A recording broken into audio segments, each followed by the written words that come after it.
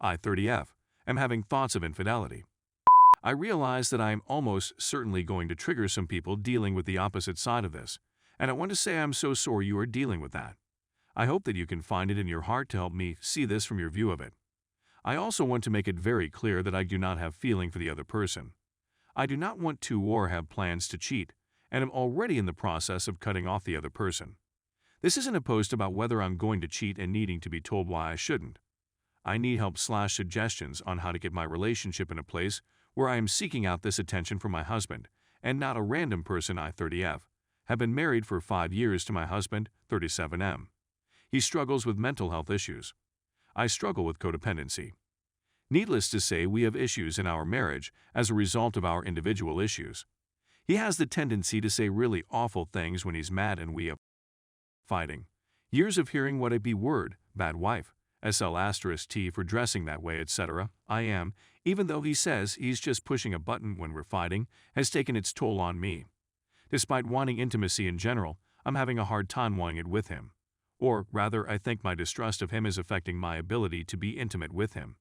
It's hard to believe I'm a beautiful woman he wants to get down with, and not that insert awful name he claims I'm when he is in a rage.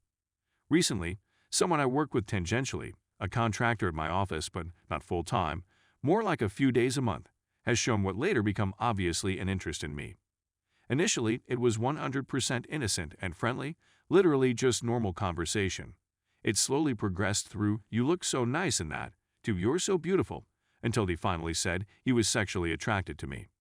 I never really reciprocated, but I'll admit I didn't stop it either. I would sort of laugh it off at first, saying things like, "I'll let husband know this blouse is an office favorite." Then as things kept going downhill at home, I found myself seeking it out. I go to the conference room when he was at work to cause an interaction. I found myself dressing a little sexier, curling my hair after he mentioned how he thought it would look good on me. I had a dream about him and felt awful and sad. Yet 3 days later, I told him about it. I sat in my office kicking myself over it for 3 days, and as soon as he showed up, it just blurted out. I am 100% certain I did so because I wanted to see his reaction, in hopes that it would be positive and give me an ego boost. I know the way I'm typing this out even is minimizing my part in it. I considered deleting and rewriting, but I thought the fact that I'm doing this might be insightful to the facts. I hate myself for feeling this way. I feel awful and guilty. And yet when I'm around this other person, it's like all caution goes out the door and the part of my brain that says not to do it shuts off. I'm not even sexually attracted to this person. We don't text, have solo lunches, or anything else that might be getting close to what would normally be considered a more intense emotional affair. But he recently came to my office and touched my back, and I got the tingles. I don't know what the hell is wrong with me. I have been cheated on before and was crushed. I know that a big part of this is the compliments untainted by years of fights. More so than even the relationship with this gentleman. This whole situation has just made me more open or curious about what my life could be if I was single or married to someone else, or just not married to my husband. My husband and I are already in marriage, counseling, dealing with our other issues. I haven't had the courage to bring this up yet. I know he will almost certainly not believe me that nothing has happened. I know he will need to process it, and I do understand that. But obviously there needs to be some significant discussion about what is going on in our relationship that I'm seeking out this kind of attention. I love my husband. I am sick of the way he treats me. I'm frustrated by my inability to move past the issues to at least be intimate with my husband. I genuinely don't want to feel this way or do these things. It's obvious to me that forcing myself to stop all communication with this gentleman wouldn't fix things between me and my husband. And it concerns me that this has created the feelings or daydream of not being with my husband anymore. I want to be clear that I've already decided to stop all non-necessary communication with the other person, and that I need to bring this up in marriage counseling. But I want to know, does this show that our relationship is simply unfixable? Has anyone else been able to dig themselves out of a situation like this with their marriage intact? Beyond talking and letting him process with space, what worked for you or your partner in moving past this kind of situation, both my thoughts of infidelity and my lack of desire for intimacy with him? Is divorce really the only option? Story 2. Got cheated on a year ago, and it still feels like yesterday. Ike, what's wrong? It's been a year I got cheated on. How do I move on afar? I don't know if he'll ever regret cheating on me in the future, but the way he cheated was nuts. I was 16 and he was 15 when we started dating, and it was my first love and his second or perhaps third love. I say third because when he proposed to me I wasn't in a situation to accept it, and so I asked him to wait if he really loved me. And when I said so, he straight away got into a friends with physical benefits kind of relationship with someone he said he was best friends with. I came to know about all this after 3 months, when I felt ready for the relationship. But realizing that he already shot his shot with someone else, I was traumatized. This was the biggest red flag for me, which I completely ignored, thinking I don't want to mess up with my first love.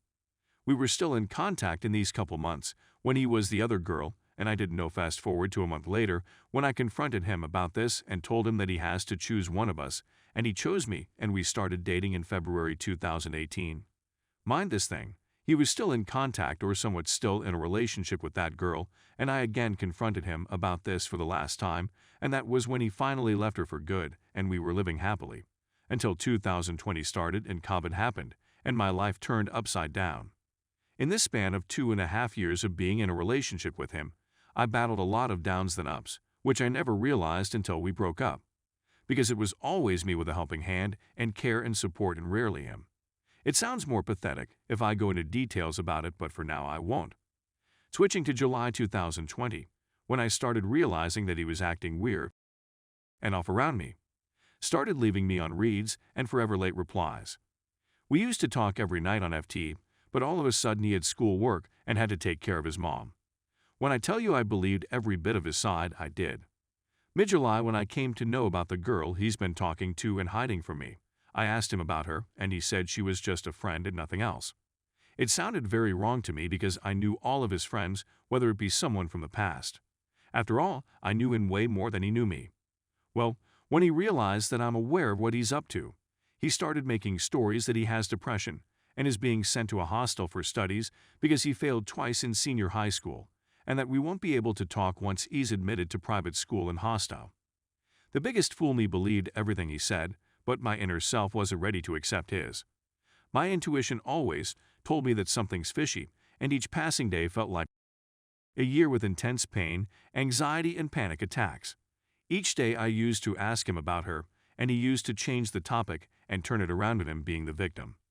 He used to talk to her every day and kept me away from talking to him by his mental health excuses. And I agreed. He wanted to be friends with me, saying that he doesn't want to be in a relationship with anyone. He made thousands of excuses, and none relating to each other, and my dumbass believed all while being absolutely mind and confused all this time. Whenever I tried to confront him, he always asked me for proof, and I couldn't manage any proof until then, as his friends were all involved in his cheating. I felt so broken and a loser for not being able to do anything. Neither I had the energy to keep fighting for him when he didn't want to stay, nor I had friends to help me in that situation, because he already made sure that I had no one except him. Furthermore, I was eventually ostracized by ones I had left. He managed to cut off all my friendships, and he always succeeded. Even this time he won. After battling with so much pain, emotions, and confusion for more than a month, I literally begged him on my knees to tell me the truth, and he never did. My heart was so heavy, and my anxiety reached its peak, and I begged him again over a phone call, and he shouted and ignored everything I said, and I couldn't take it anymore. So I told him to break up for good, and my last words to him were, think again what you've done and what you are doing. Remember my words that you are gonna have to come back to me one day, but that day will be too late for you to do anything, and in being him. He said he never looks back to something he left, and in this case, I'm the one he won't regret leaving or anything, and he bashed on me again, and I just said a final goodbye and ended the call. And that night my heart was shattered, my body was shivering with wild thoughts of suicide on my mind, and the world around me felt completely void. This went on for 4-5 months. It's been more than a year today. As I'm writing this, my heart is still heavy with a load of questions, like where I dipped for him, because I cared for him like a mother, which I shouldn't have. I didn't eat my meal so that he would get to eat some of the food which my dad cooked, as he loved his cooking. According to my knowledge, he is doing absolutely great with his girl now. I don't know for sure because I completely cut him off and his friends from all my socials and contacts. The day we broke up, and I never tried to look back or stalk until now, and never I ever will, because 1, I don't have the strength in my heart to see him with someone else, and 2, because I'm trying to heal. Trying a hell lot every day. and it's not easy at all. Every morning is challenging for me, and so is every night full of thoughts and questions. It's crazy how 2.5 as a relationship meant nothing to him, and he switched so easily. I get chills down my spine every time mine flashbacks to my past with him. It hurts me even today, but the level of pain has decreased, but it still haunts me every now and then. He's happy, which makes me happy, but more so it makes me sad. This is a weird emotion lull. He failed his third trial of high school, which he gave from a public college. But never mind. He works in his dad's grocery store and earns enough to give his girlfriend a lavish lifestyle, cause she's a gold digger from what I've heard, and I'll be honest, she ugly ass. I could write on and on with more details, and you'll surely get chills too, but that's for another day. I'll leave it here for now and continue trying to heal and trying to feel a moment of happiness every time I can. Thank you for reading this long paragraph if you made it till here. This is the first time I'm sharing my story with anyone.